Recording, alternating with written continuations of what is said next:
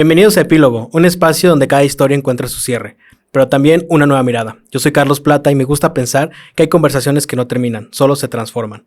Hay quienes traducen el mundo en fórmulas, pero también en acordes. Personas que leen la vida con rigor, pero la interpretan con pasión. Hoy es uno de esos días. Nuestra invitada del día de hoy es Lili Serrano. Estudió contabilidad, pero su vocación se expandió hacia múltiples direcciones. A lo largo de los años ha impulsado diversos proyectos de emprendimiento, entre ellos actualmente una línea de productos naturales de uso personal que combina creatividad, conocimiento y sensibilidad hacia el bienestar. Es violinista y ha encontrado fórmulas de seguir compartiendo el arte desde distintos espacios. Además de su formación técnica, Lili ha viajado por distintas partes del mundo, aplicando su bagaje cultural y artístico, nutriendo así cada uno de sus proyectos con una mirada más amplia y profunda. Lili comparte su vida con una familia en la cual tienen algo en común, la música. También un lugar importante en el cual ha tejido un equilibrio personal y profesional. Lili, bienvenida a Epílogo, ¿cómo estás? Ay, Carlos, impresionada con esa, ya hasta me espanté con esa introducción. Muchas gracias por la invitación y por esa introducción, ¿no? Tan impresionante. Hasta dije, caray, está hablando de otra persona. Y eso que fue la segunda vez, porque tuvimos errores técnicos y ya fue la segunda vez que lo leí. Pero bueno, no se pierda la intención de que, bueno, tienes pues un montón de cosas de las cuales hablar. Y oye, fíjate que me gustaría empezar contigo. Hablábamos la última vez que convivimos, que te estuve dando una asesoría para tus productos, que ahorita me gustaría que hablaras de ellos también, de este nuevo emprendimiento, sobre tu viaje que fue a Irlanda, ¿verdad? Si no me equivoco. Pues en algún momento. Que estuviste trabajando, y me gustaría que me platicaras un poquito de ese viaje, cómo fue de trabajo, pero ese día que la plática se quedó como a medias. Entonces, ¿cómo fue eso? Bueno, lo que pasa es que trabajé hace muchos años para una empresa alemana, pero me mandaron de hecho a Alemania, ¿no? En algún momento.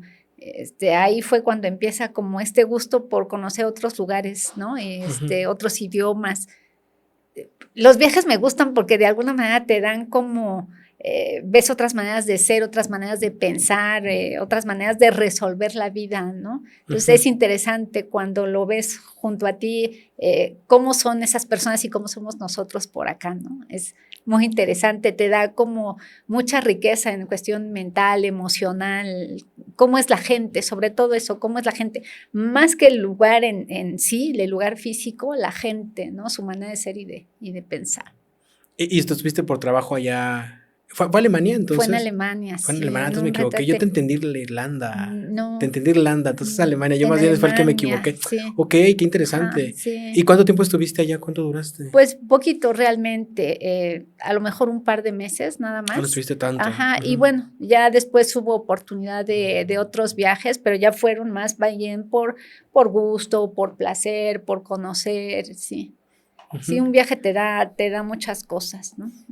Sí, siempre recomiendan, ¿no? Como había visto recientemente que Bryan Cranston justamente le recomendaba como a la juventud de viajen. O sea, creo que es el mejor consejo que les puedo dar, es que viajen mucho para que puedan ampliar sus horizontes. Y yo que también tengo la oportunidad de viajar en esta última etapa de mi vida, pues sí, aprendes cómo es la gente en otro... Y sobre todo tiene un tema como de sobrevivencia, ¿no crees? También, porque pues te ves en un lugar extraño, te ves en solitario, sobre todo, por ejemplo, en mi caso, que cuando he viajado generalmente es en solitario, pues de entrada el idioma, ¿no? Poder hacerte entender hasta para la comida, para transportarte, para pedir tu habitación, y poder desenvolverte en un entorno que no es el tuyo, es completamente ajeno, de repente se siente como la soledad también, ¿no?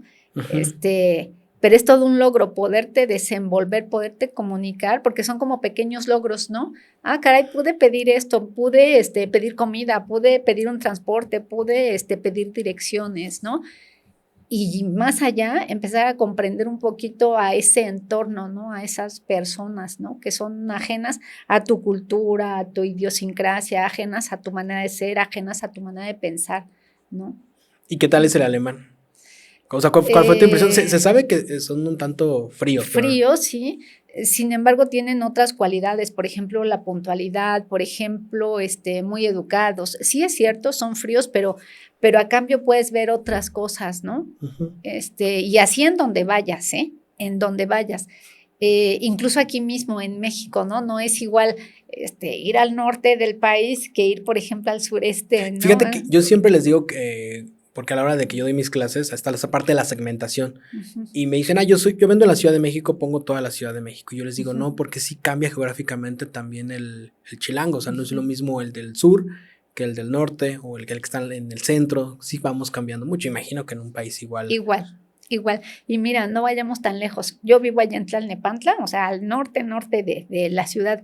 Y yo misma digo, es que acá estamos los bárbaros del norte, ¿no? Acá en el sur tienen cuestiones más intelectuales, más teatro, más acceso a museos, a librerías. Allá estamos como un poquito olvidados, ¿no? Allá, por ejemplo, sí creo que habría que fomentar esas cosas. Sí, por ejemplo, yo viví toda mi vida digo toda mi vida porque 20 años, Un 21, ratote, sí. en Tlalnepantla, pero yo estaba en un lugar que se llama Caracoles, ahí por San Juanico, por Ok. donde tuvo la explosión. Ujú. Pero está muy pegado a Ecatepec. Ok. Entonces, más bien ahí se respira mucho lo que es más Ecatepec que lo que es Tlalnepantla. O sea, yo, por ejemplo, cuando he ido a donde tú estás, que te he ido a dar asesorías y hemos coincidido, sí es muy diferente el ambiente al ambiente, por ejemplo, donde yo estaba de Ecatepec. Entonces, a pesar de que de Tlalnepantla sí va cambiando Sí, la persona. sí, ¿Y has ido a exactamente. otras partes independientemente de Europa, de Alemania? ¿Fuiste a algún otro lado en eso? O sea, Ay, ¿lo aprovechaste o sí. fuiste tú después otra vez a...? Pues después yo ya por mi cuenta, anduve por allá en Egipto, en Marruecos, en ese afán justamente como un poco de conocer y así, en Italia, ¿no? Italia es hermoso, Grecia, son como, ¿sabes?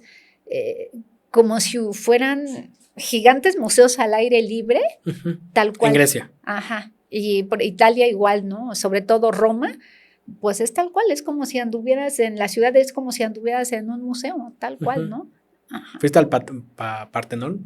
Ahí en Sí, Grecia. ¿Qué tal sí, la hermoso, experiencia? sí. Fíjate que yo, según yo, ¿verdad? En Grecia todo está un poquito más deteriorado, ¿no? Sí, sí, Es- por el Imperio Romano, ¿no? Que lo sí, destruyó. exactamente. En Egipto tú vas y tú dices, híjole, todo está así en pie, ¿no? En Roma también mucho que ver. Y creo que cada lugar tiene lo propio, ¿no? O sea, ya sea fuera del país, ya sea acá adentro y ya sea el lugar en donde estemos. Híjole, México, por ejemplo, es un país riquísimo en todo Cañón. sentido, ¿no? En cuestión gastronomía, en cuestión de historia, en cuestión clima, en cuestión biodiversidad. Ujú. La verdad es que es un país impresionante. Y cuando tienes la oportunidad de salir, Lo híjole, te reafirmas das, más. sí, Sí. exactamente, exactamente. Y tú dices, el clima que tenemos, las playas, desierto, bosque, toda esta cuestión histórica precolombina, oh, es impresionante, impresionante. Sí, bueno, yo que tuve la oportunidad apenas de ir a Perú y estar en Ujú. Machu Picchu. O sea, sí fue impresionante, pero te volteas y dices, pues aquí también tenemos una maravilla del mundo. Y nada más son Exacto, 7. O sí, sea, ¿de cuántos países tenemos una dentro de las sí, 7? Y también la comida, o sea, la sí. riqueza. Sí, yo que he estado, digo, más de Centroamérica y Sudamérica. Por ejemplo, hablaban mucho del ceviche, por ejemplo, peruano. Que no, Ujú, hombre, que el mejor ceviche del mundo. Y yo así como de, está bueno, ujú, pero acá como que está mejor. sí, O sea, es como ese tema, ¿no? Que reafirmas cada vez que sales a sí. otro país, reafirmas Todo lo que lo que tiene tenemos, México. ¿no? Sí, Y como mencionas, a nivel cultural, igual en sí. música, De todo, de todo. La cuestión cultural que te ofrece, sobre todo aquí Ciudad de México, ay, sí está cañón. impresionante, Sí. impresionante, Que, ¿no? que creo que, por ejemplo, otros estados deben de hacer lo que la Ciudad de México, como ofrecer esa parte cultural, porque sí está aquí en la Ciudad de Sí, México, pero por ejemplo ahí en Tlalnepantla pues, hay cositas muy contado, o sí, sea, exacto. yo que estoy en la parte norte de la ciudad, sí hay oferta, pero no hay tanta como en el centro de la Ciudad de México o el sur de la Ciudad de México. Ujú, Hablaba con otros entrevistados que tuve anteriormente, por ejemplo la Cineteca, todas las ujú, cinetecas están en el sur, y sí, es como de, oye, estaría padre una cineteca de este lado, ¿no? De la parte norte. sí, Todas están en zonas, eh, pues, de las de siempre. Entonces sí. yo creo que ahí la distribución está un poquito... Restringida sí, o limitada, ¿no? porque muchos creerán que las personas del sur, ¿no? De la Narvarte, de la Roma, de la Condesa, son los que ven cine independiente, por ejemplo, y es como de, no, pues también acá los del norte nos gusta también consumir toda Sí, esa parte, pero no hay oportunidad, sí, tenemos que irnos hasta sí, Coyoacán para ver una buena sí. película. Oye, y de estos lugares, ¿cuál de Europa, cuál fue el que más te gustó? O por lo menos de esta parte del otro charco, Mm, ¿con qué país te Híjole, quedas? mira, cada una tiene lo suyo. Eh, Suiza, tú dices, híjole, o sea, tal cual parece de cuento de hadas, ¿no? Sobre todo estas ciudades, Innsbruck en Austria o esta ciudad de Brujas, todas esas ciudades, Heidelberg en Alemania, cuando estás ahí, hasta da esa sensación como si el tiempo se hubiera detenido y como si estuvieras en un cuento de hadas, así tal cual, ¿no? Entonces es interesante, hay lugares diferentes, más modernos y todo, pero me agrada ese sabor que te deja estar en una ciudad antigua y que tienes esa sensación de estar viviendo en un momento hacia atrás, ¿no?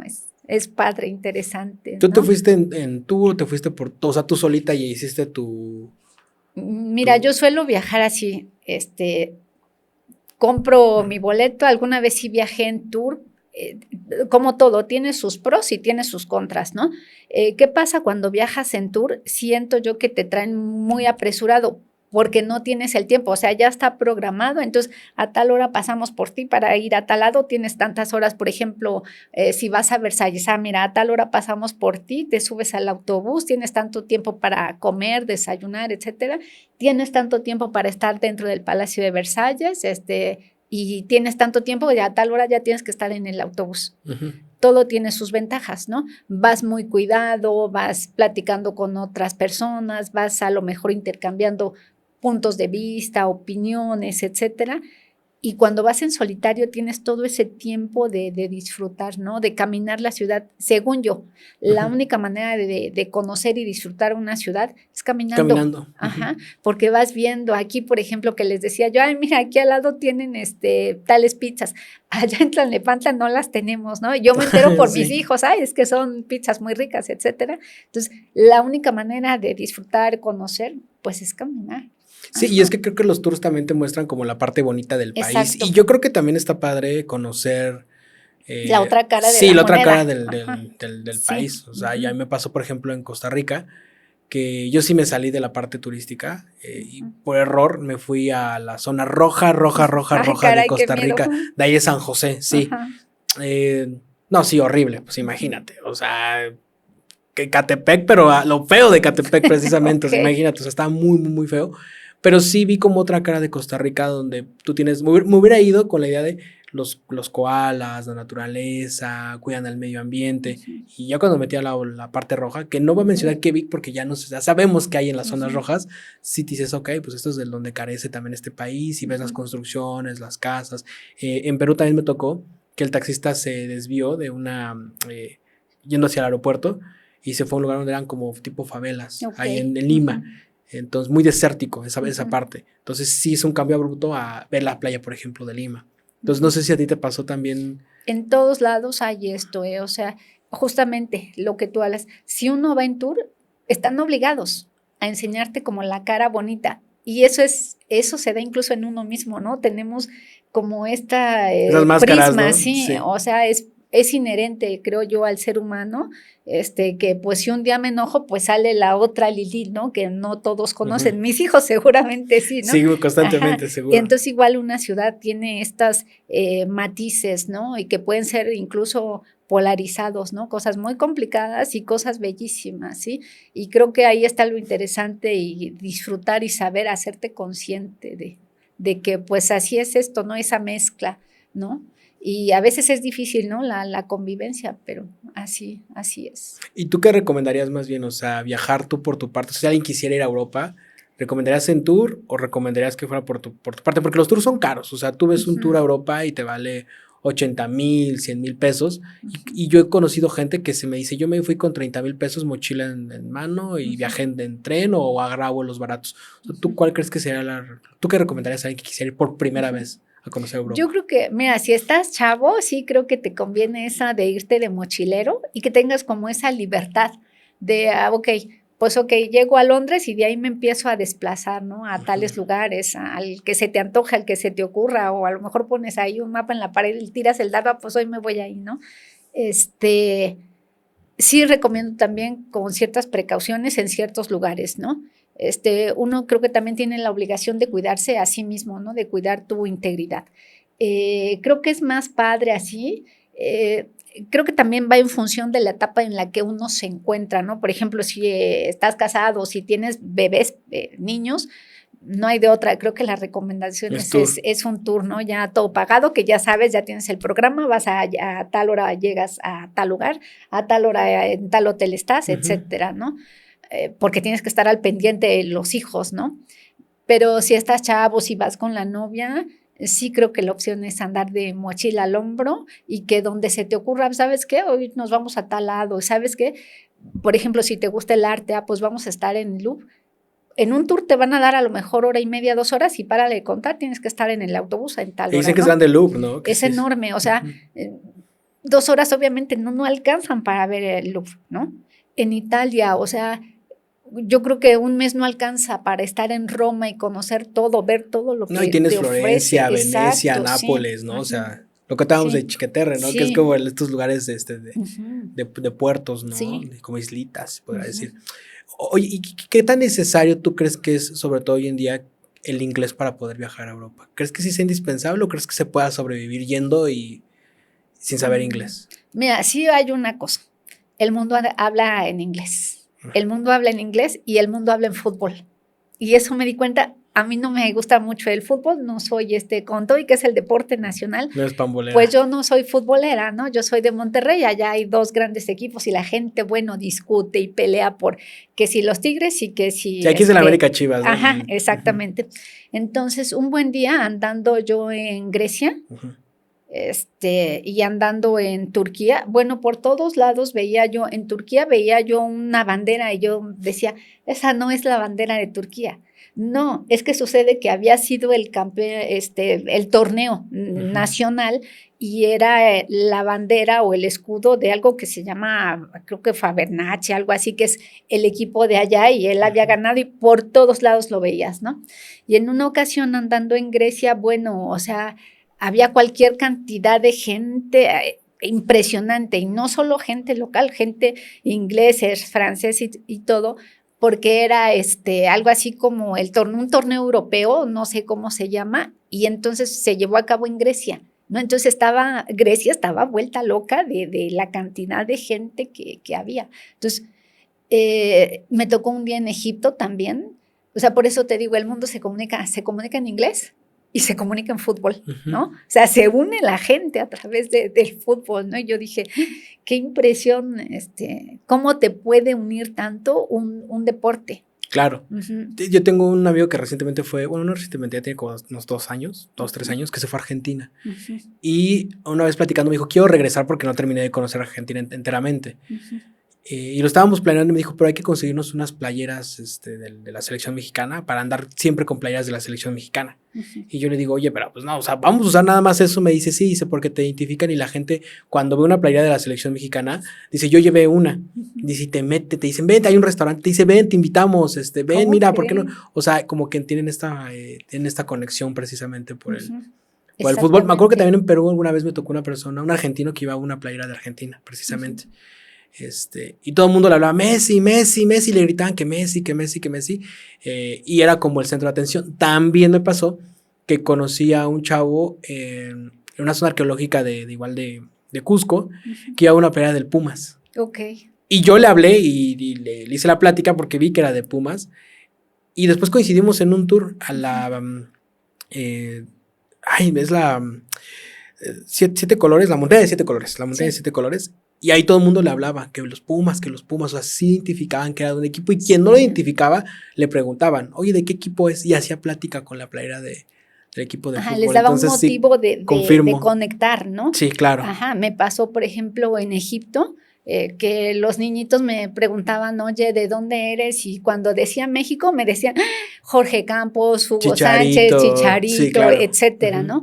Fíjate, o sea, conocen al país a través de los jugadores. Entonces, ahí yo caí en cuenta, yo dije, caray, o sea, imagínate lo que un jugador, una persona puede representa, ¿no? O sea, puede elevar al país. O sea, entonces ahí caí en cuenta que esa frase de poner el nombre de México en alto, yo dije, es literal, ¿no? Sí.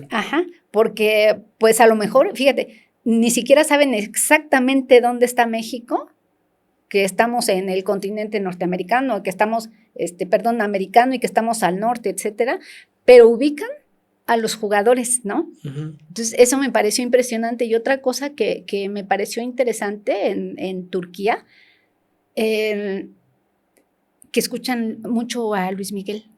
Órale. Y yo dije, wow.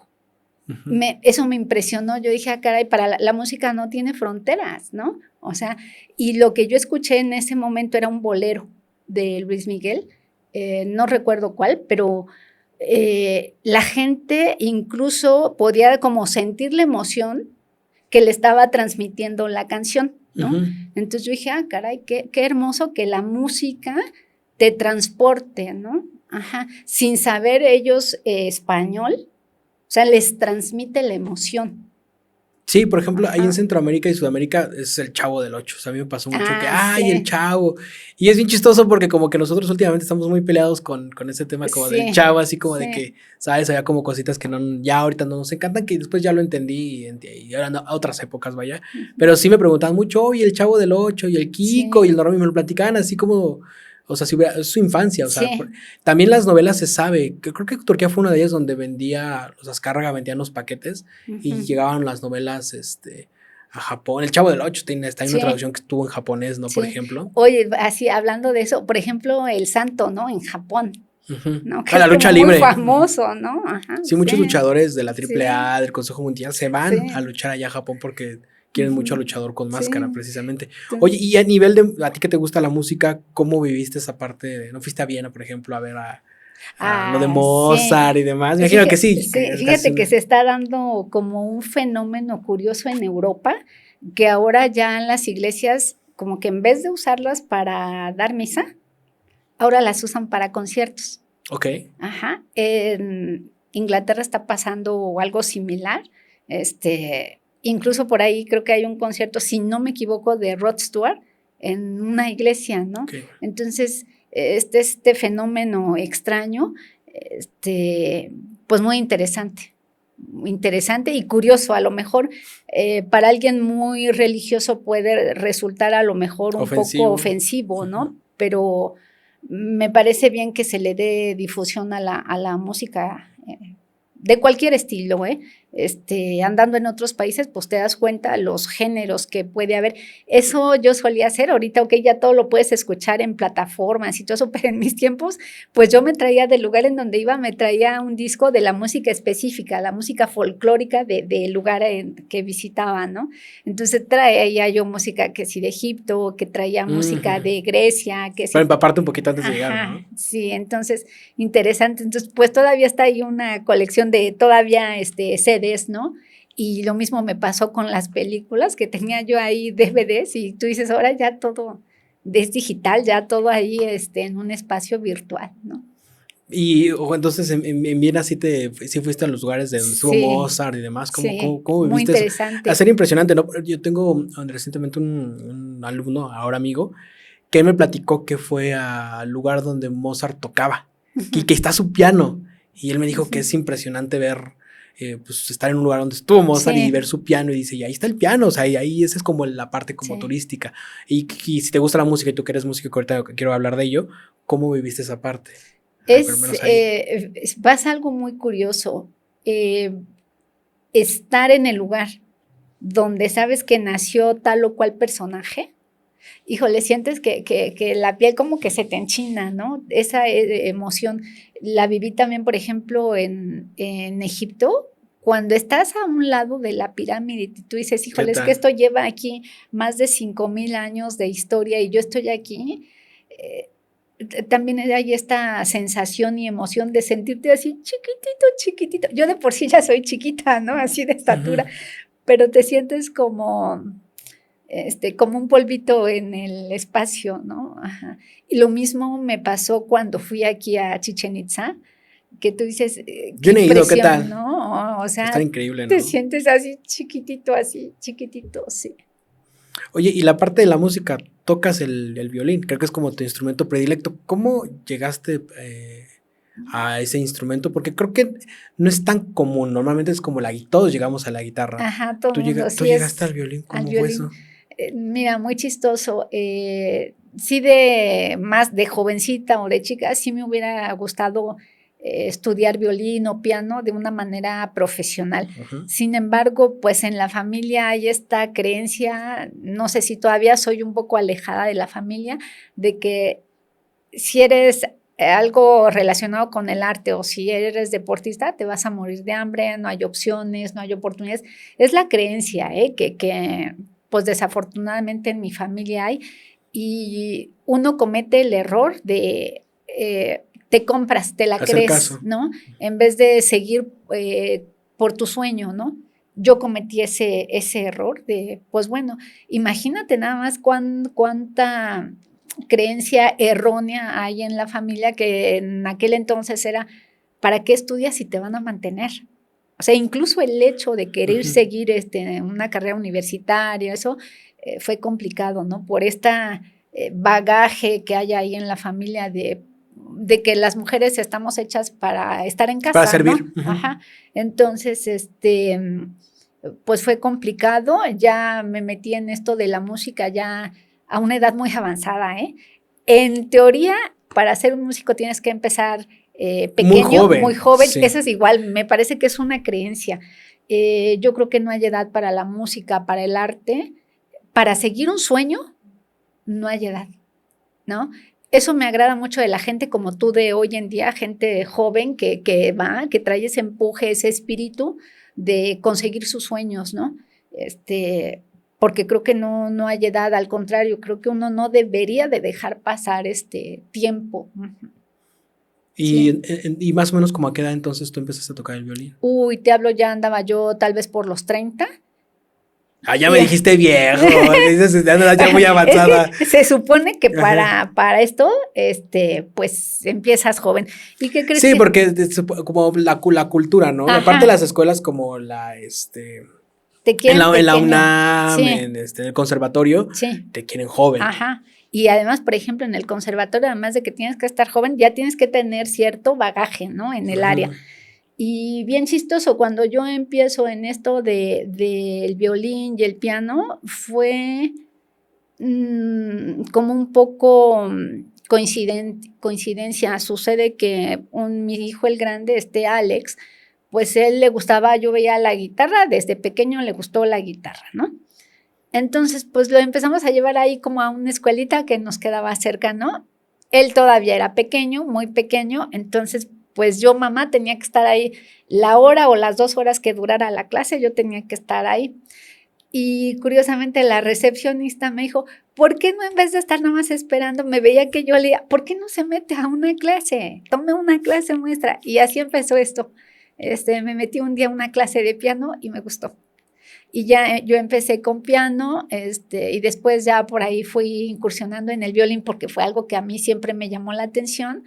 Es un instrumento difícil, es un instrumento complicadito, seguro. O igual es porque luego yo creo que todos, ¿no? Porque, por ejemplo, ahora que te vi, estabas tocando el bajo. Sí. Ajá. Y tú me decías, es que no le encuentro como me cuesta. Ajá, sí. Yo te decía, es que tiene su chiste. A pesar de que son 4 cuerdas, sí. Es muy yo te decía, es muy tosco, sí. Necesitas tener pues manos duras. Es que es lo que yo batallo porque tengo las manos muy delgadas. Entonces, normalmente los bajistas tienen las manos pues gorditas, ¿no?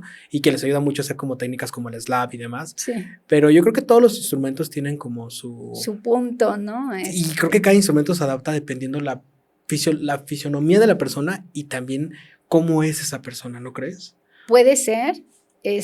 Todos tienen ahí como su grado de dificultad, todos tienen lo suyo y todos tienen sus bellezas, ¿no? Un día el maestro de violín, el maestro Guillermo, muy curioso, él es gemelo, y tanto él como su gemelo, los dos violinistas, los dos en la Sinfónica de la Defensa Nacional, etcétera. Entonces, yo decía, es que tengo los dedos muy gordos y por eso no puedo pisar las cuerdas. Y entonces me dijo, un día observe a Isaac Perlman, es un violinista, ahorita el señor ha de andar, que será en los 75 años tal vez, es muy, muy llenito el señor y tiene unos dedos así que parecen como chocorroles, y además trae un violín pequeño, es un 3/4, que vamos a decir, es chiquito. Y sin ningún problema el señor toca y es el virtuoso, o sea, creo que también es maestro del señor, de este violinista alemán joven, David Garrett, ¿no? Entonces, y tú lo ves al señor con un violín chiquito, a Isaac Perlman, y con sus dedos así súper llenitos, y lo hace. Entonces también tenemos que hacer lo posible. Un instrumento también, un día un maestro me dijo, es celoso, ¿no? Tienes que estar ahí insistiendo, Sí. insistiendo.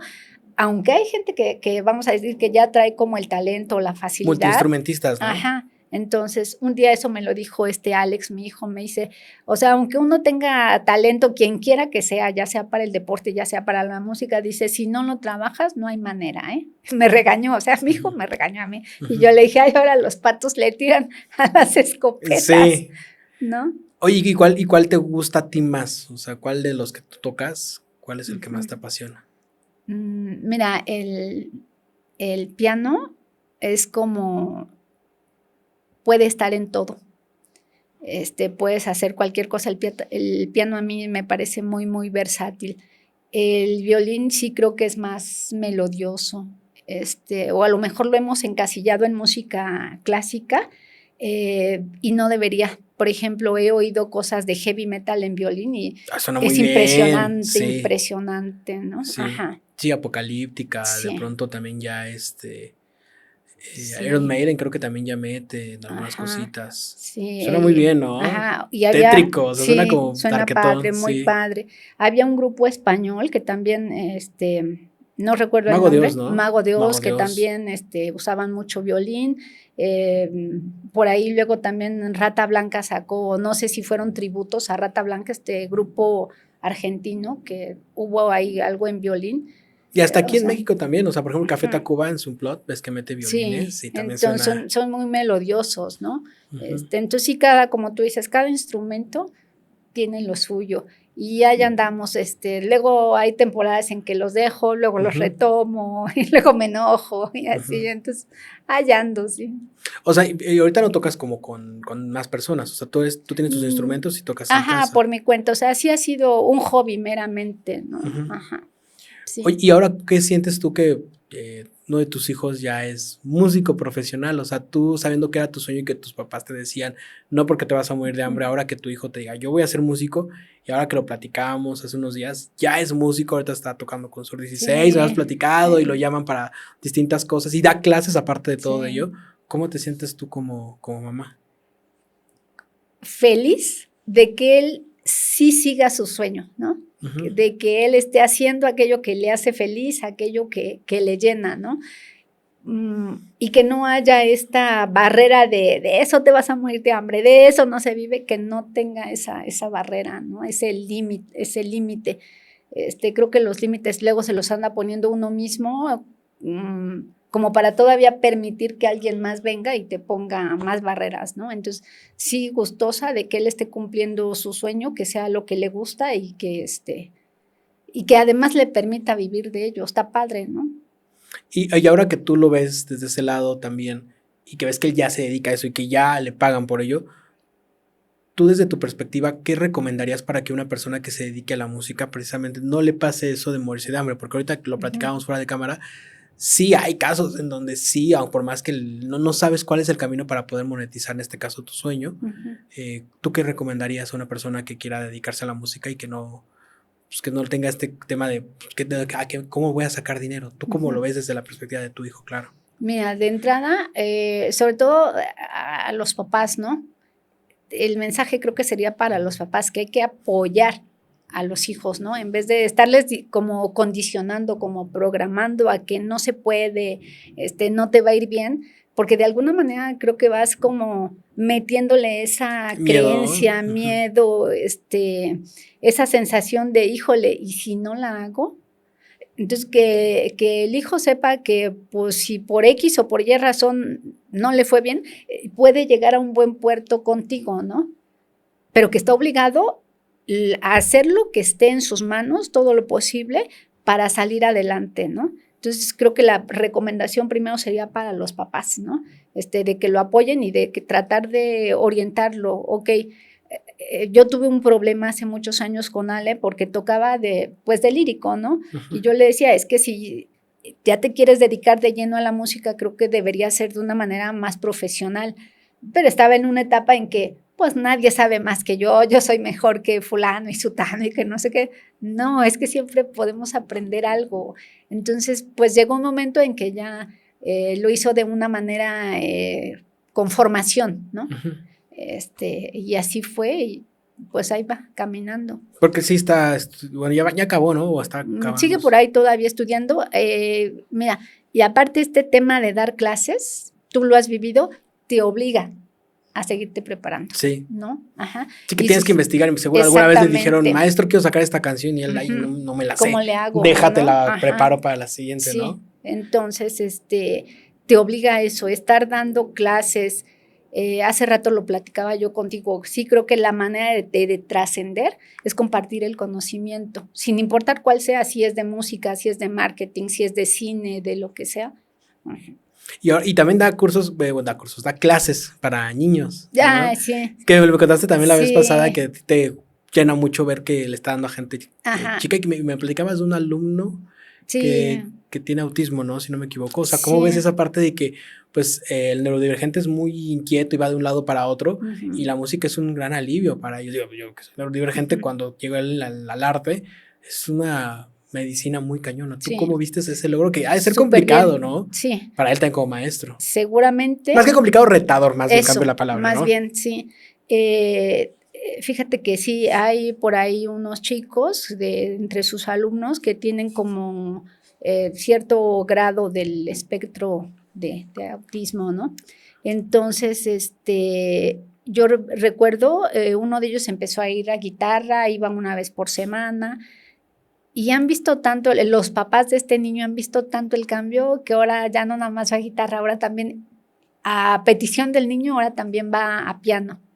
¿Y entonces, qué tal? Maravilloso. Y sabes que de repente platicando con Alex, me dice que él percibe ese cambio, por ejemplo, esa manera de interactuar de mejor manera, ha sido mucho el avance, ¿no? Entonces, me parece maravilloso que en el caso de lo que debe sentir esa como gran satisfacción de estar de alguna manera llenando un campo necesario ahí en la persona, en el ser, ¿no? Para mí el arte es algo así como una caricia al alma, ¿no? Ya sea la música, ya sea la pintura. Entonces yo digo, estos niños necesitan como eso, ¿no? El ser, el alma de la persona necesita como ese apapacho, ¿no? Sí, a mí me tocó, recientemente di un curso de fotografía para niños, y me tocó, saludas a Dante, tiene TDAH. Okay. Y de hecho cuando llegó la mamá a mí me dijo, oye, ¿sí lo puedes recibir? Y yo le dije así como de, pues yo también tengo. En ese entonces todavía no estaba diagnosticado yo, pero ya había sospechas. Y le digo, creo que yo también tengo. Le digo, entonces no se preocupe, creo que más o menos sé cuál es el lenguaje de él. Y de hecho desde que él entró, era muy inquieto. Y yo lo dejaba, o sea, se paraba, de pronto se salía de la oficina, porque en una oficina es donde yo doy el curso, como que daba vueltas y luego otra vez regresaba, y tuve una muy buena dinámica con él y tomó unas fotografías muy, pero muy, muy bonitas, pero sí también es como tú dices, se siente esa satisfacción de, sí pude, y demostrarle también a la mamá que puede ser también un gran artista. Exacto. Y ella misma me decía, yo le meto un montón de cursos de video, de animación, de fotografía. Dice, porque precisamente como que son muy multidisciplinarios, ¿no? Sí. Yo creo que por eso le pasó también a tu hijo, que ahora ya está en el piano. Sí. Oye, ¿qué tal es escuchar que en tu casa haya música? O sea, ¿cómo es? Porque hay veces papás que se frustran, o sea, de pronto los míos eran porque pues, en el bajo es el amplificador y es como ruido pesado, pero tú que a ti sí te gusta la música, tú que eres músico, ¿cómo es de pronto estar en un día común y corriente y escuchar el piano, escuchar la guitarra? ¿Cómo es ese ambiente? A mí me gusta mucho, lo disfruto mucho, que ande yo ahí en la casa, para arriba y para abajo. No siempre estoy en la casa, pero que mientras estoy se está oyendo algo en el piano, algo en la guitarra, algo en el bajo. Es maravilloso, Sí, de repente, a veces sí llega un momento, porque a veces tú tienes que estar, por ejemplo, mi trabajo, que son cuestiones como muy administrativas, y de repente estás oyendo la guitarra eléctrica, y cuando algo no sale, está con el mismo, y con lo mismo, y con lo mismo, hasta que sale, ¿no? De repente llega como a fastidiar tal vez un poquito, que ya llevas 2-3 horas, y es el mismo riff, y el mismo riff, y el mismo riff, y tú dices, ya cámbienle, por favor, ¿no? O ya le quitas la guitarra, a ver, te voy a enseñar cómo se hace, ¿no? Entonces, pero en general, la verdad es que es muy padre, ¿no? Por ejemplo, ahora en mi cumpleaños, en febrero, es que me tocaron algo de Eric Clapton. Quique, por ejemplo, es más de bajo. bajo totalmente, Tu hijo que estudia animación. Ajá, pero en Kike es meramente un hobby y en Alex pues ya es, yo siento, ya es su profesión, ¿no? Entonces, a mí que me gusta Eric Clapton y en una ocasión sacaron por ahí la de Sunshine of Your Love, entonces, pues padrísimo, ¿no? Oye, te sacamos tal canción, ¿no? Ajá.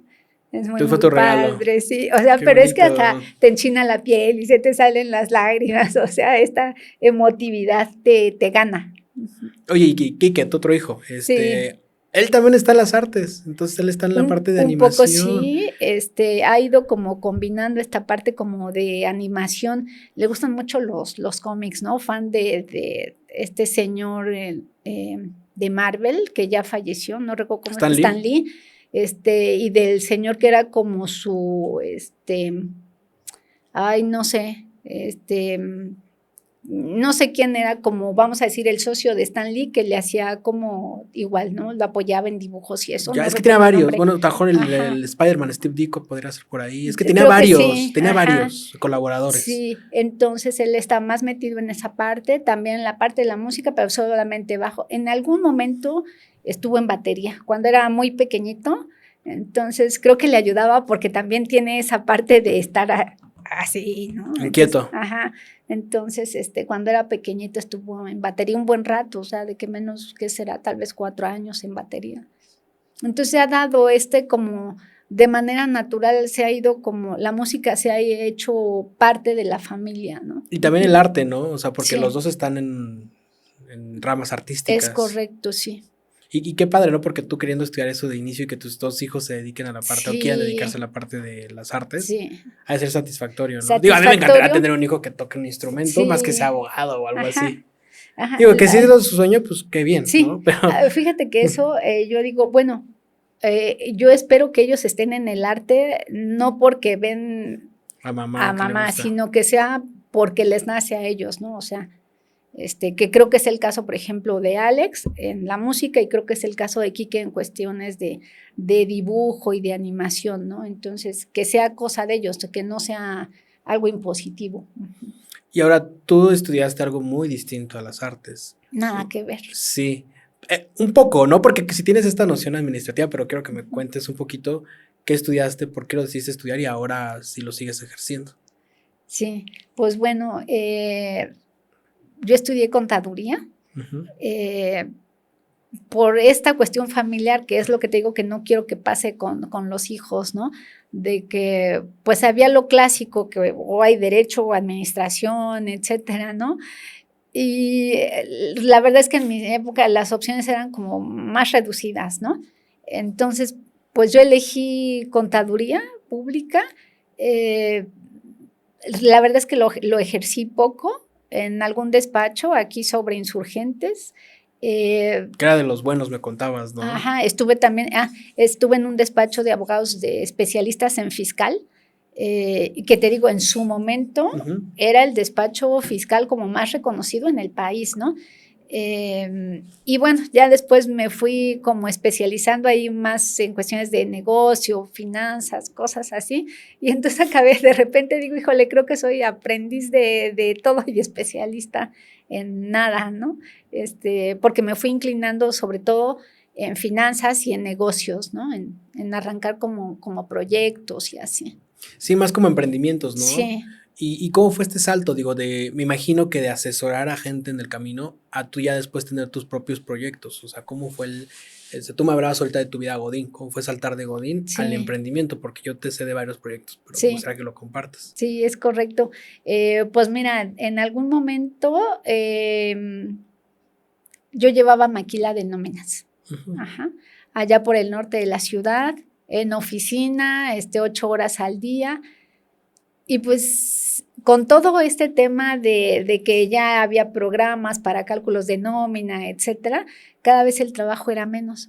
Sin embargo, llegaban a mí personas, oye, ¿y cómo hago esto? Por ejemplo, si quiero emprender un negocio, ¿qué necesito tener? ¿Cómo me doy de alta? ¿O qué permisos necesito? ¿O cómo hago mi cálculo de la inversión? ¿Cuándo lo recupero? ¿Cómo separo mis gastos? Fue así como empezó. Y entonces, pues fueron llegando como diversos proyectos chiquitos y así me he seguido. hubo proyectos, en algún momento llegó ahí un invernadero, allá por Villaguerrero, ¿no? Y, por ejemplo, son cosas que te sorprenden. Yo decía, un invernadero para flor de ornato.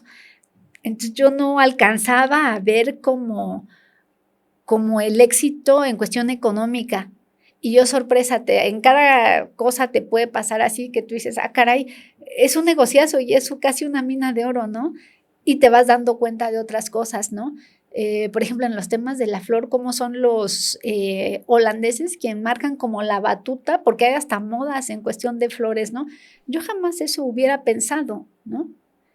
Que, bueno, hay patentes incluso, que si tú decides hacer ahí un híbrido de flor y de tales colores, si hay alguien que tiene la patente, le tienes que pagar regalías, ¿no? No hay invernaderos, incluso yo vi una película, no recuerdo el nombre en la Cineteca, que ahí, justo como los perritos que cruzan entre razas, trataban de experimentar entre flores, entre rosas, para que pudieran ser rentables ante la venta de ellas mismas. Entonces es justo que a mí también me sucede mucho que cuando tengo un cliente en el tema de marketing, si te empapas y conoces cosas. Por ejemplo, ahorita tengo uno que vende paneles solares. Okay. O sea, y me platica y digo, pues sí te conviene tener un panel solar, o sea, porque te ahorras un montón de luz. El ahorro es enorme. O el calentador solar. Y yo decía, no, pues eso no conviene. ¿Qué pasa cuando no haya sol? Y me dicen, no hay sol, pero siempre, o sea, el sol siempre está ahí, siempre está ahí. Aunque el sol no esté así, hay luz. Entonces, ¿dónde viene? Porque el sol siempre está ahí, entonces siempre va a calentar. Claro, va a calentar tal vez menos, pero tu agua va a estar tibia probablemente, de tibia a caliente. Entonces, es algo que también tú vas aprendiendo y dices, wow, o sea, te sirve y te empapas. Oye, ¿tú qué recomendarías si justamente que has asesorado a muchas personas para que una persona cuando esté iniciando, que quiera emprender, cuáles serían como esos consejos iniciales que tú les darías para que hagan su negocio? Primero que nada, que conozcan bien su negocio. O sea, lo que vayan a hacer, ya sea si vas a vender tacos o si vas a hacer paneles solares, que conozcas cómo funciona, primero que nada, el producto. Sí es bueno que la gente tenga cuando menos noción de costos, de finanzas, que sepas, mira, hacer una cámara de estas me cuesta tanto, hacer este termo cuesta tanto, hacer esto me cuesta tanto, ¿no? Porque a partir de ahí, que conozcas el mercado. Ok, esto en el mercado, ¿en cuánto está? Porque a partir de ahí yo no le puedo subir tanto, dependiendo qué puedo agregar yo, para que esto, en vez de que me lo paguen en X cantidad, me lo van a pagar, ¿qué le voy a agregar yo? ¿No? Entonces, saber, cuando vamos, por ejemplo, aquí en México, cómo está la cuestión de los impuestos, porque cuando te conviertes, le decía yo a una chica que quiere poner un negocio de purificadora de agua. Sí tienes que empaparte, cómo están funcionando otras purificadoras, cómo están, por ejemplo, los impuestos en México, a qué estoy obligado. Mucha gente se espanta, pero tampoco no es tan complicado como que, híjole, ¿qué voy a hacer, no?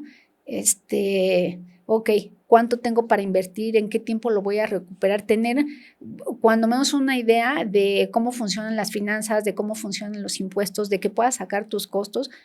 Importantísimo, conocer muy bien tu producto. Y yo creo que también conocer a tu cliente, ¿no? Exacto. Yo creo que les falta también mucho eso. ¿Qué busca el cliente? No es lo que yo quiera darles, es lo que el cliente esté buscando, qué cosa yo le voy a solucionar, ¿no? Sí, creo que nos saltamos mucho eso. Hay gastos que a veces tenemos dentro del emprendimiento y no los tenemos en cuenta. O sea, porque debes de contar desde si tomas un taxi a donde vayas a tu negocio, tienes que contar el taxi, tienes que contar los desayunos. Sí. Hay algo que me decías tú, que ponte un sueldo, ¿no? También como Exacto. Que eso lo hablábamos. Eso normalmente. Y ahora yo asesoré a la financiera en la vez pasada que me preguntabas, o sea, ¿cuánto de pronto puedo cobrar en la parte? Porque tienes otro negocio que ahorita platicamos de ello, que me decías, ¿cuánto le hago para poder cobrarlo? Y que yo te decía, calcula más o menos tu hora en cuánto te sale, ¿no? Laboralmente. Y creo que eso muchas veces, más el emprendedor como que se lo salta y no se ponen sus sueldos. Exacto, sí. O sea, porque si estuvieran en una empresa, ¿cuánto les estarían pagando, no? Y que además que sepan, ok, yo tengo que cubrir todos estos gastos, que si a lo mejor la renta del local, que si a lo mejor la gasolina, que si a lo mejor si una persona me está apoyando. Y si no estuviera yo, ¿quién estaría haciendo esto que yo hago? Tendrías que estarle pagando un sueldo y normalmente no lo hacemos. O sea, se queda uno, el emprendedor a veces se deja al final, ¿no? Entonces, sí tener una idea lo más acercada posible a cuáles son tus costos para que sepas, ok, yo tendría que estar vendiendo tal número de este artículo, de este, para poder cubrir todos mis gastos, incluido mi sueldo, ¿no? Entonces, y generalmente no es así. Sí, se habla mucho, por ejemplo, haciendo una comparación de que para tú que puedas tener pareja, tienes que estar bien emocionalmente tú mismo. Yo creo que para estar bien o para querer hacer un emprendimiento, tienes que estar financieramente bien tú mismo. ¿Cuáles son como esas cositas que tú a nivel personal, ya no de negocio, necesitas tener bien para que puedas emprender? Porque luego a mí también me sucede que luego llegan y tienes que invertir tanto en marketing digital, híjole, es que no tengo. Entonces, espérate, porque ya los veo atrás y tienen una vida financiera mala. Entonces, ¿tú cuál crees que sean esas cositas que debe tener una persona antes de emprender que financieramente tenga bien en su vida personal? Cubiertos tus gastos personales. Y ya sea tanto en lo personal como si tienes una familia, ¿no? Ok, yo necesito, sí hay gente que logra, aun cuando económicamente no está bien, y que por eso los hace como reaccionar. Decía Fellini, que esa genialidad del ser humano sale en épocas difíciles. Sí. Entonces, hay gente que justamente cuando está en una etapa muy complicado, es ahí cuando sale como esa creatividad. Sí. Y o sea, como resiliencia te lleva a, ¿no? Exactamente, eso es lo que los empuja, ¿no?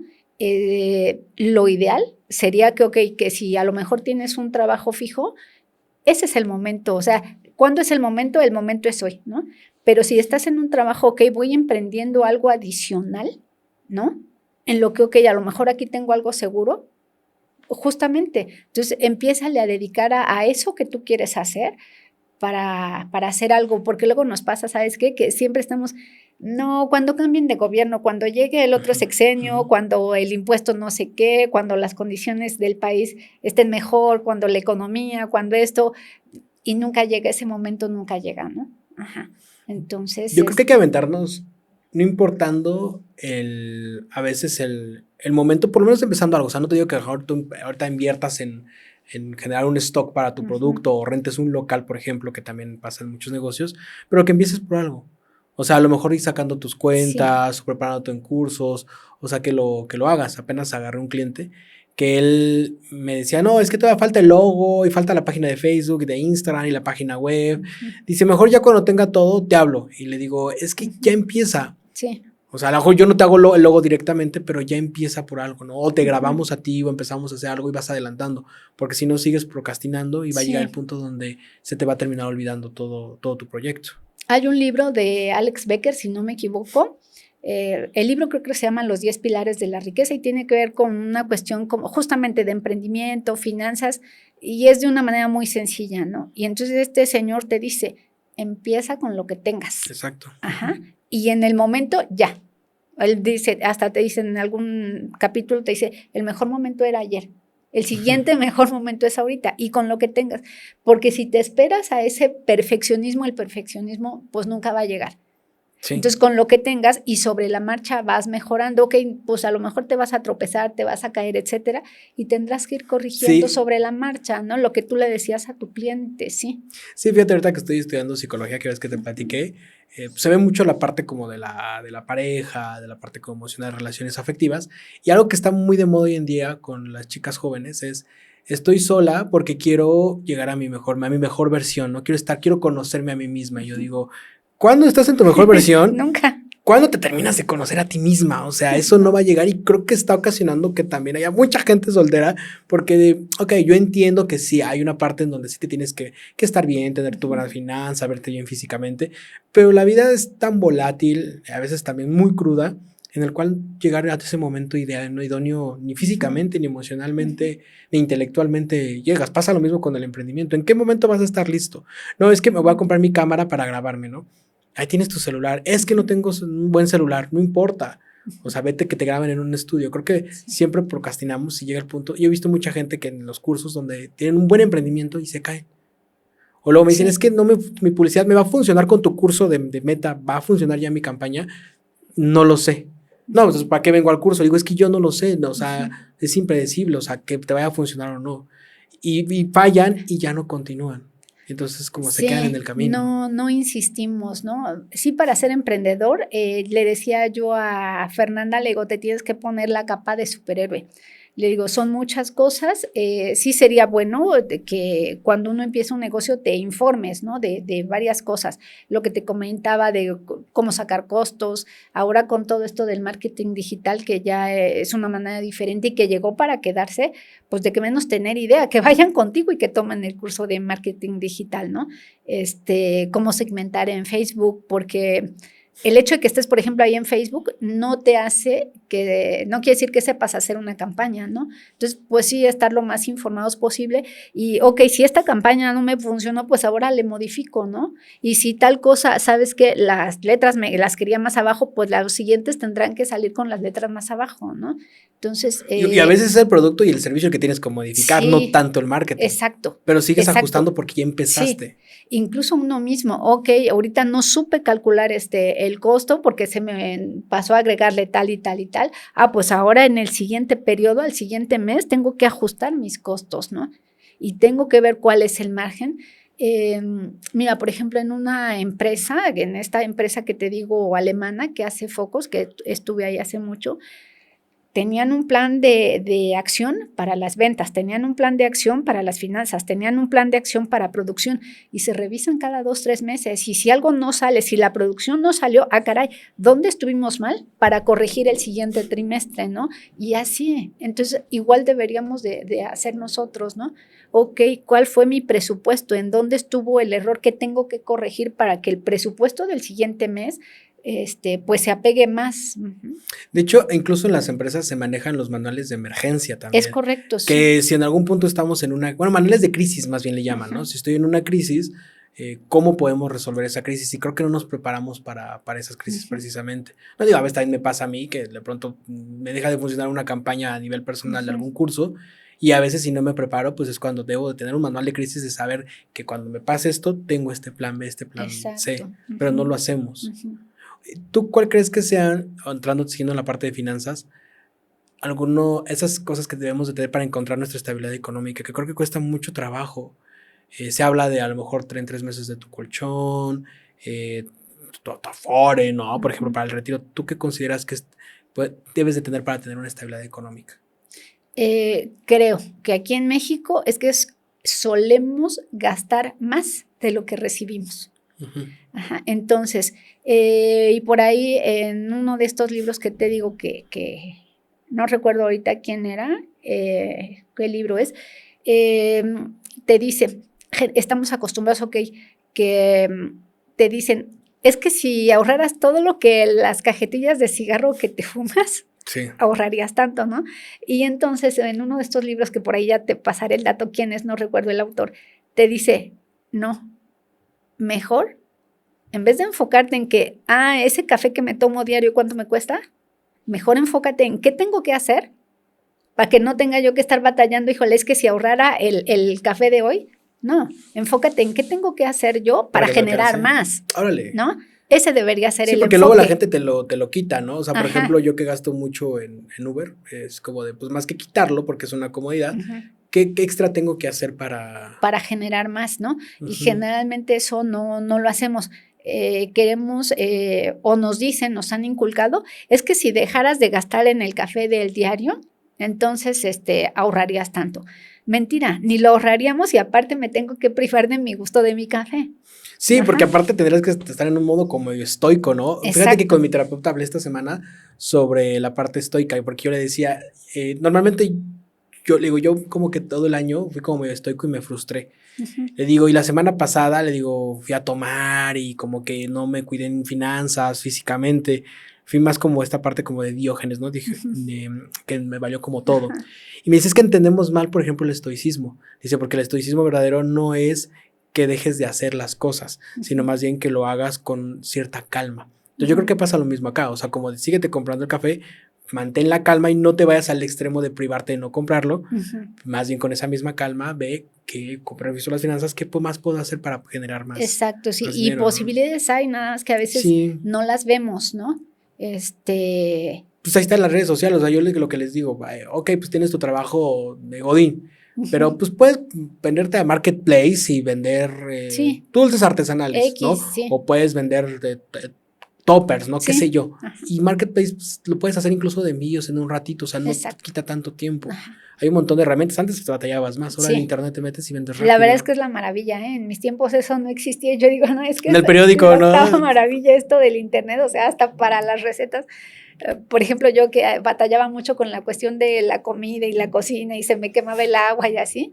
Eso del internet es la maravilla, encuentras lo que sea, los pasos, los ingredientes, la gente te está explicando ahí, es una maravilla, ¿eh? Encuentras todo, desde una receta de cocina hasta cuestiones científicas, ¿no? O sea, es la maravilla, la verdad. Y ahora más ya la IA, ¿no? Que la probamos Sí. ahora que tenía una asesoría en donde hicimos la videollamada. ¿Y qué te contesté? Estoy maravillada, estoy impresionada, o sea. Que hicimos videollamada y que le decía, ¿cómo ves? Y me decía, sí, veo que están ahí en una computadora, sí veo que tienes una coquita y que están tomando un sándwich, y que te dije que ya incluso si haces videollamada de tu refrigerador abierto, y él ve qué tienes en el refri y te recomienda recetas a partir de lo que tú tengas en el refri. No, es una maravilla. Está súper padre, ¿no? Mucha gente le tiene miedo.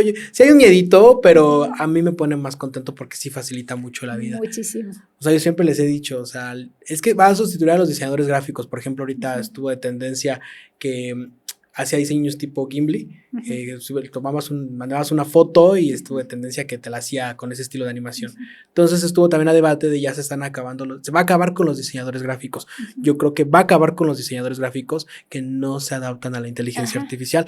Es que ya hay gente que toma terapia con ChatGPT, va a sustituir a los psicólogos, que no utilicen inteligencia artificial. Yo te lo decía ahora que nos vimos, que yo pienso que ahora que termine, que mis pacientes sí tengan ChatGPT y que lo utilicen como journaling, como un diario, como bitácora, y que a la semana les dé un resumen y que ese resumen me lo pasen a mí y que va a ser base a la siguiente terapia que vayamos a tener. Fíjate, o sea, yo me voy a adaptar, yo me estoy pensando en cómo me voy a adaptar y no de, va a sustituir a un psicólogo. No estarse quejando de que, híjole, esto me va a dar en la torre mejor, ok, ¿cuál es aquí la oportunidad, no? Entonces, y lo agarras como una herramienta extra. Eso es la creatividad, ¿no? Pero muchos le tenemos como miedo al cambio. Al cambio, más que la IA, pasó lo mismo con Facebook, ¿no te acuerdas que cuando empezó? Ay, no, ¿cómo va a ser mi foto? ¿Qué tal si me secuestran? Y yo, no, ¿quién te va a querer secuestrar, no? Decíamos con tus deudas ahí, no, al contrario. Decíamos en casa, broma, en el primer faro, me sueltan. Sí, no, al contrario, te van a decir, ay, no, el secuestrador te va a decir, mejor te invito unos tacos, te decís jodido, ¿no? Pero le tenemos miedo, pasó lo mismo cuando el radio, la televisión. Sí. No hubo como pues, sabemos por ejemplo históricamente como por ejemplo Chaplin no quería saltar de lo mudo a lo ya hablado, no que hubiera diálogos, se aferró por muchos años hasta que de pronto hizo El Gran Dictador y le fue súper bien, y le fue súper bien curiosamente, pero a la tela color también, cuánto se batalló, ¿no? Para este salto, pero es como este miedo de que no nos podemos adaptar, pero el ser humano está hecho para adaptarse, ¿no crees? Sí, estamos hechos para adaptarnos, pero por ahí también he leído que justamente el cerebro está como para querer protegerte de que aguas ahí con esto, aguas allá con lo otro porque te caes, aguas ahí, ¿no? Pero sí, o sea, estamos hechos para ir evolucionando. Y ahora mismo estás no sé si ya lo terminaste, el proyecto del libro, que estás como haciendo la revisión, ¿no? Como una edición. A ver, me gustaría que me platiques de eso porque cuando me lo contaste me hizo sentido porque yo sé que eres una lectora audaz, pero al mismo tiempo dije, esto no tiene que ver nada con las finanzas ni con la música. ¿Cómo te fue con eso? No sé si ya lo terminaste de revisar. Sí, sucede que el señor Harold Tena, se llama el escritor, es un señor de origen guatemalteco, que está en Charlotte, en Carolina del Norte. Pues bueno, este señor ahí en el afán de querer igual ayudar a más gente, pues sacó un libro de autoayuda en donde te da como técnicas, como herramientas para que uno mismo pueda como ir sanando en cuestión emocional. Da cursos y todo, y un buen día, pues dice, voy a sacar un libro. Entonces, por ahí me dijeron, oye, pues necesitamos a alguien igual que nos apoye por ahí a redactar, a corregir, y nunca me imaginé cómo era esa parte, como hacer esas veces como de corrector de estilo, ¿no? Es interesante, aprendes a conocer no solo el libro, a través de un libro conoces al escritor también, ¿no?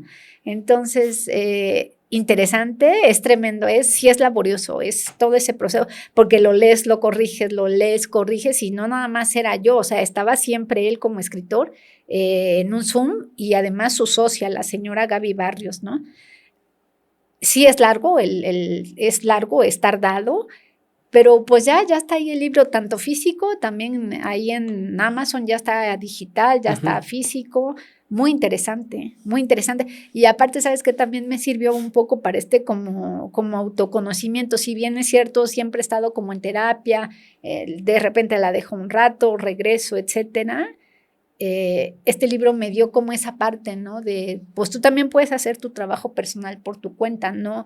El hecho de que no estés yendo a terapia no es pretexto para no continuar, exactamente, para cuidar, así como cuidas que la casa esté limpia, así también hay que cuidar lo que hay adentro, también hay que cuidarlo. Sí, porque a veces se dice, haciendo por supuesto el paréntesis, de que en la salud mental tienes que ir a un psicólogo. Yo creo que hay casos en donde sí, pero si no te alcanza, tienes posibilidad de trabajar tú mismo tu salud mental, ¿no? Exacto, sí. Escribiendo, haciendo ejercicio, leyendo, por supuesto, meditando, que también es una herramienta que yo he estado practicando mucho. O sea, creo que no hay pretexto, porque herramientas hoy en día hay muchas, ¿no? Y ahorita todo con esta cuestión digital, ahora todavía más, ¿no? Que casi te ponen ahí las herramientas, ahí están tus lentes para que veas mejor. O sea, sí, ya no tenemos como pretexto. Lo que decías de tus papás, ¿no? Que te decían, tú debes de estar para servir.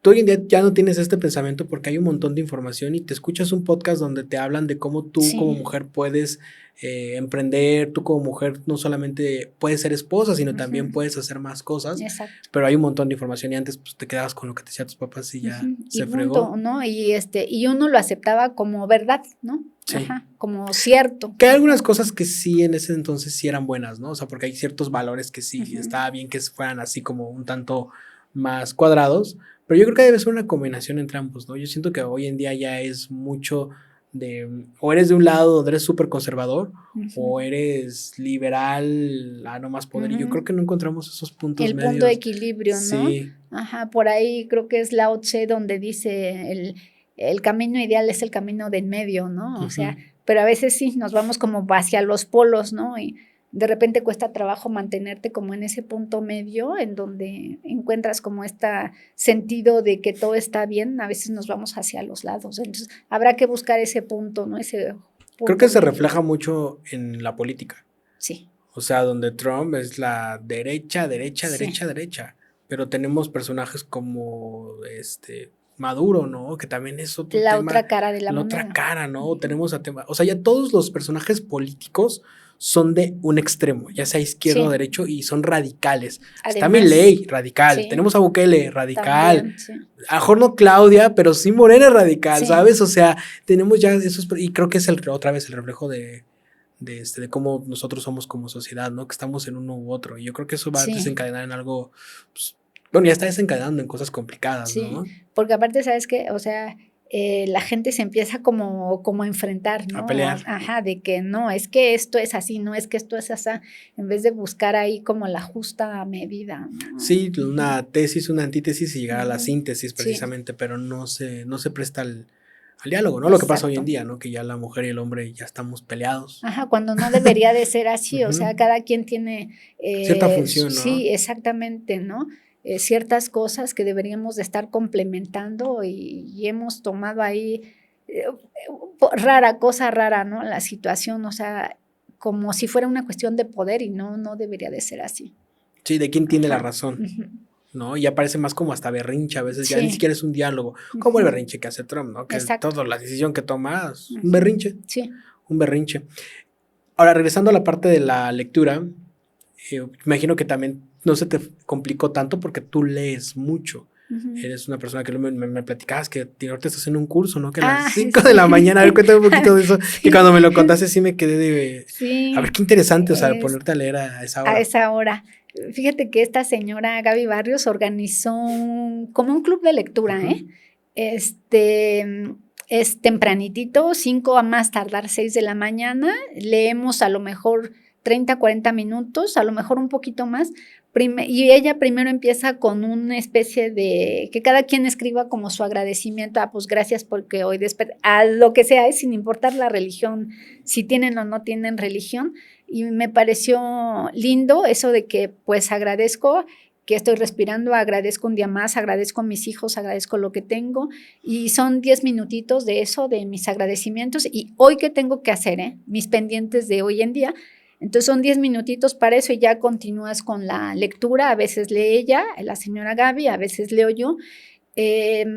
Son solo libros de autoayuda en este club. De alguna manera, como lo que le decíamos, hoy en día ya tenemos un montón de herramientas, ya no hay pretexto de, ay, no, está muy caro el psicólogo, ay, no, es que no me da tiempo, es que no tengo tiempo. Entonces, son libros que te ayudan como a irte autodescubriendo, ¿no? ¿Por qué soy así? ¿Por qué respondo ante la vida de cual o tal manera? Entonces, de eso se trata, de ir como un poco conociéndote, que cada quien en su entorno pues se conozca, por qué tengo estos problemas, por qué me comporto, por qué soy, por qué pienso tal o cual cosa, y que vayan encontrando las respuestas dentro de uno mismo, ¿no? Uh-huh. Entonces, muy interesante, pero sí es súper tempranito, hubo gente que no se animó por el horario. A mí la verdad es que no me incomoda el horario porque termino esa parte y luego ya me voy al squash, entonces... y aparte, ¿sabes qué? Que incluso yo siento que empiezo el día como que digo, ay, ya fueron mis 20 minutos o 30 minutos de lectura, me voy con esa satisfacción, ¿no? De que ya, y es como un tipo de meditación, ¿no? Ándale, algo así, se les manda el libro en PDF, el que estemos leyendo, se les manda la foto de un libro físico y se les manda el PDF, ¿no? Entonces está interesante porque termina la lectura, que son 30 minutos y son 5 minutitos de reflexión, a ver, tú qué entendiste, en qué te ayudó lo que leímos hoy, etcétera. Entonces, como pequeñas reflexiones, ¿no? Que cada quien se lleva. No, pues a mí en tal cosa, en tal párrafo me hizo caer en cuenta de tal cosa. Entonces, está interesante, ¿no? Porque aunque sea un poquito, te llevas con una cosita que hayas entendido, ya uno se da por bien servido. Yo normalmente leo en la noche para que me agarre el sueño, porque luego me da insomnio. ¿Qué tal es leer tan temprano? O sea, porque yo me imagino leyendo temprano, todo chinguiñoso, sin ganas, de malas, no desayunado. Lo que he intentado ya hoy en día es hacer ejercicio en las mañanas. Sí, funciona mucho mejor que en las noches si estás de buenas, pero leer que sea como de las primeras cosas que haces, ¿cómo es eso? ¿Cómo te ha ido a ti con ello? En mi caso, porque de repente te digo, hubo gente que dijo, ay, no, a esa hora no. Bueno, pero no lo intentó siquiera. Ajá, sí, exactamente. Me gusta lo siguiente, que te llevas como algún tipo de reflexión. Cada una se va a llevar una reflexión diferente, porque de acuerdo a lo vivido, pues te va a hacer sentido alguna cosa u otra, ¿no? Entonces, pues yo en mi caso me llevo de acuerdo a las experiencias que yo he sufrido, padecido, vivido. Ah, caray, con razón yo soy de tal manera. Ah, caray, con razón me enoja tal cosa, ¿no? Ah, con razón yo soy así, ¿no? Empiezas a entenderlo y, ah, caray, ok, ya me di cuenta de esto, ahora, ¿qué tengo que hacer para darle la vuelta a eso, no? Ajá. ¿Tú crees que sin el curso sigas tú leyendo tan temprano? ¿Crees que se te haga este hábito o consideras que ya no lo harías si no estuvieras en el curso? A lo mejor ahorita ya. A lo mejor si no hubiera intentado. Un poquito más tarde vas a decir, ajá, ¿no? A las 11. Ajá, a lo mejor sí, como tú dices, si ni siquiera lo hubiera intentado, pues no. Ahorita creo que ya se hizo un hábito porque ya son varios meses. Creo sí que lo dejarías. Ajá, ahorita ya se hizo un hábito, ¿eh? Yo creo que ya no.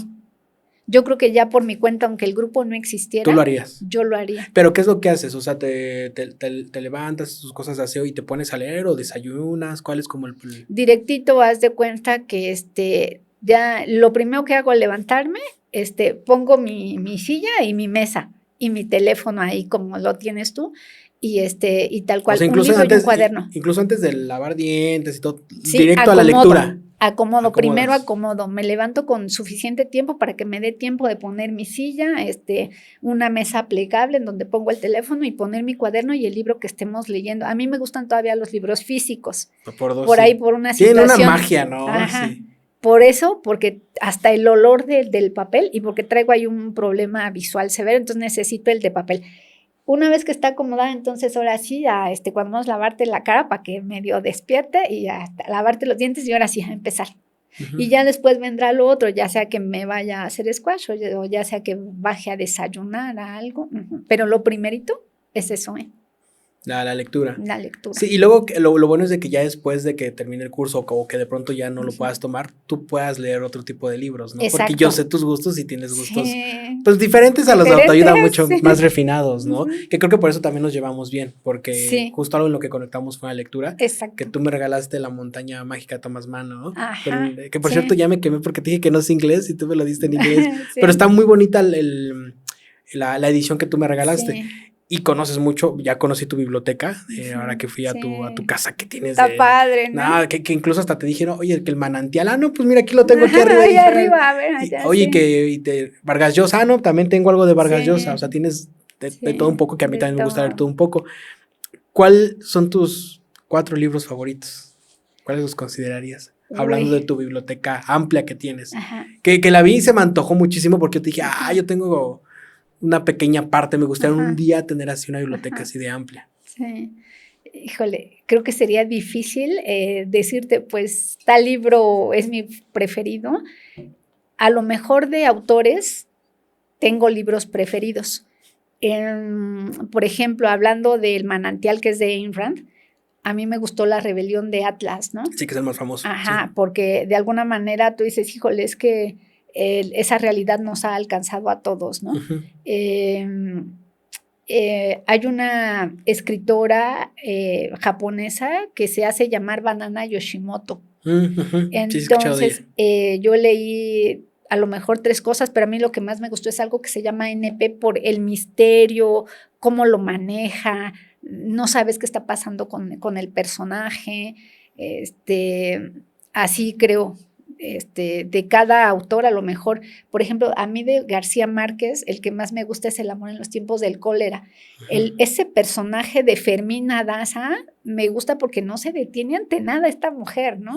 Esa psicología del personaje me encantó y así creo que más bien de lo que he leído, escojo como un libro de algún autor, ¿no? Hay cosas que me cuestan más trabajo, por ejemplo, La náusea de Sartre. Híjole, es complicadita, está bueno. Es bueno. Es que es filosofía pura y dura. Ajá, y ese tipo de libros los tienes que leer como en paz, cuando ya no hay nadie, cuando ya no hay nada que hacer, y si no entiendes, pues te regresas, ¿no? Yo creo que por eso es bueno leer en la noche o muy temprano, porque no hay ruido. O sea, yo creo que también por eso a mí me gusta mucho la noche. Fíjate que yo no la paso tan bien en la tarde, me abrumo mucho con los sonidos. Con todo lo que hay. Sí, me abrumo y justamente lo que tiene la noche es que es muy tranquila y te permite ver una película, incluso hasta ver una película, o sea, te concentras en la película. De hecho, yo que tengo un programa de cine, del podcast, después tenemos ese de podcast, yo trato de ver las películas un día antes y en la noche, y si es madrugada mucho mejor. Sí, claro, digo medio desvelado a las entrevistas, ¿verdad? Pero me permite a mí no solo tenerla fresca y notar el sonido, o sea, porque no hay ruido en el entorno, me permite disfrutarla como debe de ser. Alguien que diga, yo no he leído tanto en mi vida, ahora ya no tanto tus libros o tus autores favoritos, ¿con qué le recomendarías empezar? Porque justamente hemos tenido esta charla de que, por ejemplo, me platicabas de Ulises, ¿no? Sí. Que dices, me cuesta un montón de trabajo. Yo un error que cometí fue aventarme Octavio Paz en mis primeros pasos y fue así como de El laberinto de la soledad, sufrí, lo acabé, pero me dolía la cabeza porque no estaba preparado para ese tipo de narrativa, ese tipo de lectura. Una persona que no está tan acostumbrada a ese tipo de lectura. ¿Qué le recomendarías leer en un principio? Yo creo que se vean por lecturas ligeras, que sean fáciles de asimilar y que sea algo que al chico le guste. Yo creo, mira. Pongámosle que no sea tan chico, ponle que es una persona ya, pues, no sé, unos 30, 20 y tantos, 30 y tantos, que diga, yo no he leído tanto. De entrada, identificar qué es lo que te gusta, ¿no? A ver, me gustaría ciencia ficción o me gustaría filosofía. La filosofía en general es como más complicadita, ¿no? Pero tú dices, no, pues alguna novela, y cualquier lectura está permitida, ya sea que si es novela rosa, si es ciencia ficción, incluso si es para gente, hay novelas de ciencia ficción que están dirigidas a gente muy joven, pero si es lo que tú quieres, adelante, siempre y cuando te atrape, ¿no? A medida que el tiempo pasa y que vas leyendo, tal cual, como que se va afinando el gusto, ¿no? Y tú dices, caray, ya necesito algo más complicadito, algo ya de otro nivel, y uno aprende como a ir seleccionando, ¿no? Al principio, te digo, mi primer libro fue Tom Sawyer, de Mark Twain, de Mark Twain, y fue La Isla del Tesoro, de Robert Louis Stevenson, ¿no? Y ya después vas, pues a medida que vas leyendo esto, aquello y lo otro, pues tú dices, caray, a lo mejor ya puedo leer La Buena Tierra de Perle Sebuc, cosas de Sartre o del que comentábamos de Camus, que ya son otras cosas que tienen que ver con cuestiones del ser, con cuestiones internas. Habrá un momento en que estés listo, ¿sí? Y yo creo que también el autor, puedes agarrar a un autor dependiendo qué época, ¿no? Porque tienen como sus etapas. Sí. Y pues Gabriel García Márquez, no empieces con 100 años de soledad porque te vas a abrumar, porque es muchísimo, los aurelianos y las amantes de los aurelianos y los hijos, y luego tenía de pronto con esto, o sea, te vas a abrumar. Empieza con Crónica de una muerte anunciada, por ejemplo. Exacto, sí. ¿No? O yo no recomendaría tanto como El Tiempos de Coral, sí recomendaría uno más chiquito, ¿sabes? O sus cuentos. Sí, también. De Gabriel García Márquez. Y en sí tú empezaste a leer con novelas, así te adentraste a la lectura, porque yo me adentré a la lectura muy chico, pero no con novelas, con cómics, y no con cómics de Marvel. Yo empecé con Mimín Pinguín. Me acuerdo que mi abuela tenía estéticas, y mis papás me tuvieron muy jóvenes, y ella me tenía por un tiempo considerable. A mí me gustaba también estar ahí en estética, pero pues yo con mi TDAH pues me aburría, ¿no? Y estaba como súper inquieto, y ella pasaba el del periódico y me compraba los Mimín Pinguín para que me pusiera como a leerlos. Ahí yo empecé con esta parte de la lectura. En tu caso sí fue directamente con... No, tampoco. Yo en mi caso leía El Calimán. Mira, porque también ejemplo, esta cosa los cómics mexicanos, cómics, ¿no? Sí, o sea, y es la familia el Burrón bagaje, también estaba en esa. La familia Burrón. Digo, no fue de mi época, pero sí los reeditaban, ¿no? Y luego empezaron a llegar aquí a México estas historietas de Archie y así está La Pequeña Lulú. A mí me tocó El Pájaro Loco por ahí también. Entonces, igual empecé con esas y llegó un momento en que pues mi abuelo me regaló que te digo de Mark Twain. Y pues es el niño, en el momento yo decía, ay, pues es el niño travieso que anda ahí dando lata, o La Isla del Tesoro, que esa me pareció muy emocionante, ¿no? O sea, cuando va el pirata que con su pata de palo y que se oye tac, tac, casi te aseguro lo podía yo escuchar ahí, ¿no? Sí, cómo está narrado. Ajá, a mí me pasó algo parecido con Eugenia Grandet de Balzac. De Balzac. Sí, se las leído. Sí. ¿Te acuerdas que hay una parte en donde ella nunca, porque su papá es como avaro que la tiene súper encerrada, y llega un primo y se enamora del primo cuando se da su primer beso? Me acuerdo que está narrado de una forma que te juro que yo parecía que la estaba besando a ella, ¿no? Y al revés, una chica, imagino que había pensado cómo empezaba el primo y cómo era esa sensación. Hay una hoja entera donde describe el primer beso de Eugenia Grandet. Pues así. O sea, te lo imaginas. Por ejemplo, en El amor en los tiempos del cólera de García Márquez, cuando él te está describiendo el aroma de las astromelias, o sea, casi percibes el aroma, ¿no?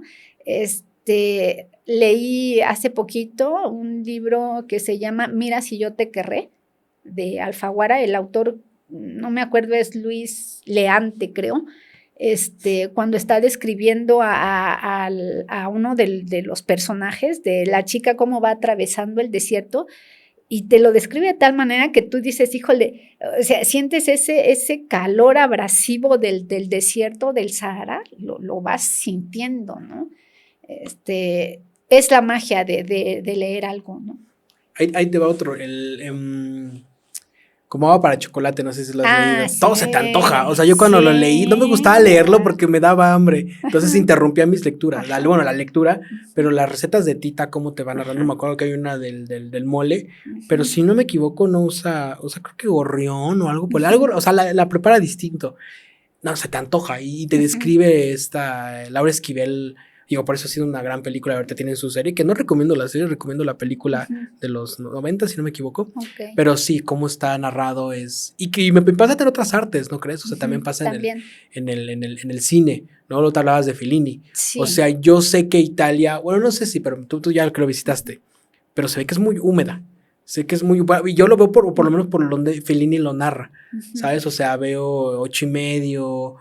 la Dolce Vita y como que me da la sensación no solamente de que es húmeda, sino cómo huele cómo, Sí. cómo lo plasma Fellini. Sí. Entonces yo creo que eso te da el arte y también la música También. te va transportando. Sí creo que cualquier tipo de arte, el que sea, ya sea la música, ya sea la pintura, ya sea el cine, de alguna manera es esto como se alteran los sentidos, ¿no? Adquieres como este grado de conciencia alterada de manera natural. Sí, así percibo yo las artes, sea el cine, sea la música. O sea, la música te transporta. Una película la estás viendo y te transporta.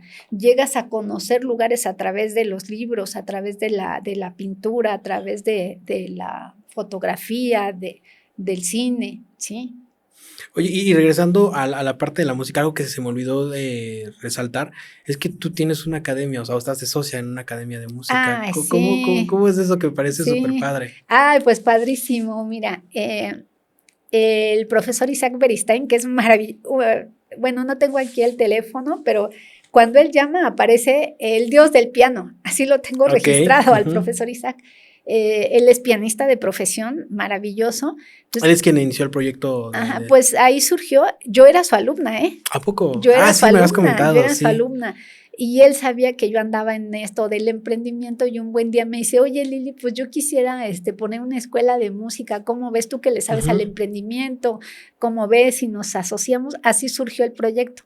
Y así, desde cero, pues a empezar a buscar un lugar, ya que encontramos el lugar, pues adaptarlo, ir llenando de cuestiones de instrumentos, de cables, de todo. Su esposa también su esposa es psicóloga, además de cantante. Entonces yo creo que debe mezclar como la musicología, ¿no? Ajá, de cómo se va con la interesante, música. Olinka, los dos muy metidos en la creo que sí los música. conozco, porque estuve a punto de trabajar con ustedes y sí hicimos una videollamada. Seguramente los conoces, sí. Sí, muy interesante. Y entonces, pues surgió así el proyecto, igual ya sabes, allá en el norte, en este afán de que pues haya como más acercamiento, ¿no? De la música hacia la gente y de la gente hacia la música. Así. Oye, si te pudieras llevar 3 discos a una isla desierta, ¿qué discos te llevarías? Porque yo sé que eres más de álbumes que de canciones o de artistas, eres más de álbumes. Mira, sin duda, algo de Bach, de Johann Sebastian Bach, periodo barroco. A mí me gusta mucho el periodo barroco. Me gusta el rock inglés, el rock clásico, entonces algo de Eric Clapton, sin duda, también. Y algo ya más reciente, Queen. O sea, en general, lo que caiga de ellos. Ajá. No nada en concreto. Pues de Queen, en específico, Killer Queen. Es buenazo. Me gusta. Ajá. Las partitas de Johann Sebastian Bach. Es lo que te iba a preguntar, ¿qué pieza en específico de Bach de Bach, las partitas. Y de Clapton, híjole, de Clapton sería difícil. Yo creo que Old Love. Ajá. ¿No lo fuiste a ver ahorita que vino? Sí, fui. Ahí ¿Qué tal estuve? Increíble. Que dice que ya se iba a retirar porque ya tenía como artritis o algo así. Sí, algún problema trae. Yo había oído que sí se había retirado y cuando vi ahí Foro Sol dije, órale. Sí, y mira que es un señor que tiene, justamente, si no me equivoco, el 30 de marzo cumplió 80, ¿eh? 80. 80 años. Y yo fui a ver a Paul McCartney también ya está re viejito, pero bueno, son impresionantes en el Mick Jagger, o sea, sigue.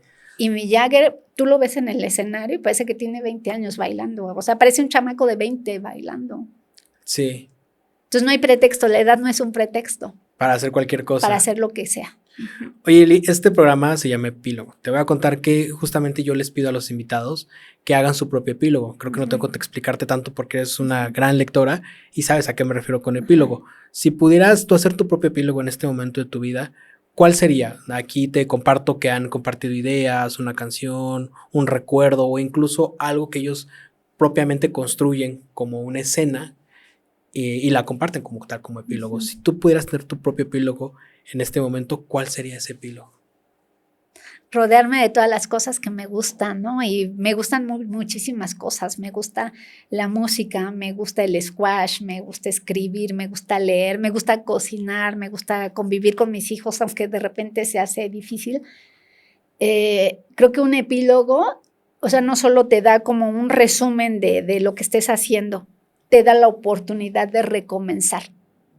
Entonces, tener un epílogo constantemente no solo es hacer conclusiones de en qué tengo que mejorar. Mi vida hasta hoy ha sido así, pero tengo esta nueva oportunidad de hoy cómo quiero que sea. Creo que esa es la oportunidad que me da tener un epílogo, darme cuenta de cómo voy en la vida, de qué he hecho, de qué he sido, en quién me he convertido y qué quiero ser a partir de ahora, en quién me quiero convertir. Entonces, revísense continuamente, hagan su epílogo y dense la oportunidad de recomenzar, sin importar la edad. Eli Serrano, muchas gracias, Eli. Pues muchas gracias a ti, muchas felicidades por este proyecto hermoso.